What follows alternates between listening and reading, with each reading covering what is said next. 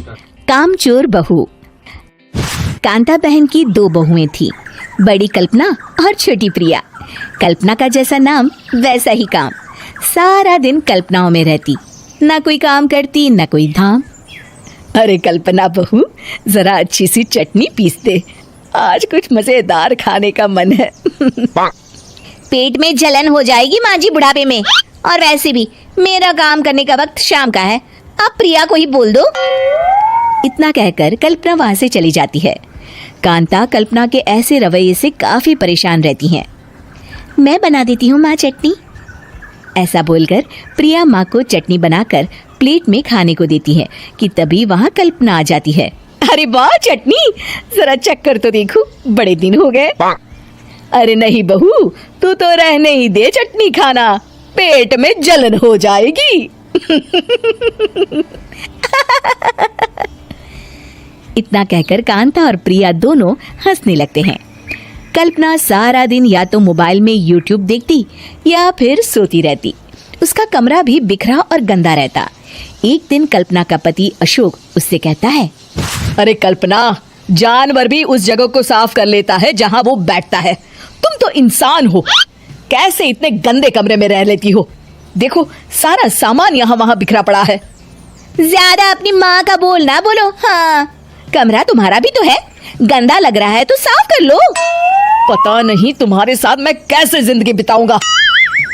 इतना कहकर अशोक वहां से चला जाता है। कल्पना बस खाना खाने कमरे से बाहर आती और फिर से कमरे में चली जाती। इससे कांता बहन काफी परेशान रहती। एक दिन प्रिया कांता से कहती है, माँ, मैं सारा दिन काम करके थक जाती हूँ, आप कल्पना दीदी से कहिए ना कि सुबह और शाम का काम बांट ले, मैं तो अब सिर्फ एक वक्त का ही काम करूँगी। हाँ। अरे तू वो भी ना करना, एक बहू तो कामचोर थी ही, दूसरी भी आ गई काम ना करने के बहाने लेकर। तभी वहाँ प्रिया का पति रमेश आ जाता है। माँ, मैं देख रहा हूँ भाभी कोई काम नहीं करती, प्रिया सारा दिन घर और रसोई का काम करती है, अब कुछ करो ना माँ। कांता मन में कुछ सोचती है और कल्पना के पास जाती है। कल्पना फोन पर मेकअप करना देख रही होती है।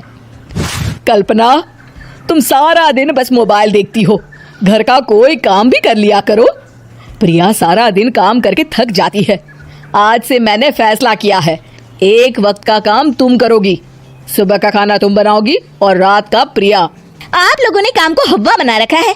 अरे पता नहीं थोड़ा सा ज्यादा काम करने में आप लोग घबरा क्यों जाते हैं। और हाँ, बहुत ज्यादा प्रिया की तारीफ मत करिए मेरे सामने, बड़ी बहू तो मैं ही रहूंगी। मैं कुछ नहीं जानती, कल सुबह मुझे वक्त से खाना चाहिए, रसोई में आ जाना, वरना कल से तुझे खाना नहीं मिलेगा। अगली सुबह कल्पना रसोई में नहीं आती है। वो देर से सोकर उठती है और बाहर आकर कहती है, अरे भूख लगी है, आज खाने में क्या है? इतनी देर हो गई, आज किसी ने मुझे उठाया भी नहीं, पता नहीं कहाँ है सब। कल्पना को घर में कोई नहीं दिखता। वो रसोई की तरफ जाती है जहाँ बड़ा सा ताला लगा होता है। अरे रसोई में ताला! ओ, मैं तो भूल ही गई थी। माँ ने आज से सुबह का खाना मुझे बनाने को कहा था। हे भगवान, इतने लोगों का खाना बनाना क्या आसान है? तभी घर के सारे सदस्य बाहर से वापस आते हैं। वाह माँ जी, मजा आ गया छोले भटूरे खाकर। मेरे मुंह में तो अभी भी स्वाद आ रहा है। अरे कल्पना, तेरे भरोसे रहते तो हम तो भूखे ही रह जाते। कल्पना को बहुत गुस्सा आ जाता है। अब बहुत हो गया, आज से मैं अपनी रसोई अलग कर रही हूँ, मैं अपना खाना खुद बना लिया करूंगी। कल्पना अपनी रसोई अलग कर लेती है, पर आए दिन उसका देर से उठना और काम न करने की आदत से वो भूखी ही रह जाती थी। उसी के सामने घर के लोग अच्छे अच्छे पकवान खाते और कामचोर कल्पना को जैसे तैसे ही खाना बनाकर खाना पड़ता। पर एक दिन तो हद ही हो गई। माँ, दीदी आज सुबह से कमरे से बाहर नहीं निकली, हमें जाकर देखना चाहिए। सो रही होगी कामचोर कहीं की, पर तुम कहती हो तो चलो देख लेते हैं उसे। कल्पना कमरे में पेट पकड़कर बैठी होती है। हाय मेरा दर्द, पेट दर्द के मारे मर रही हूँ मैं।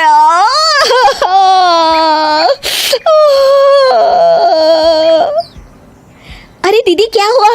पेट में दर्द क्यों हो रहा है? डॉक्टर को दिखाया आपने?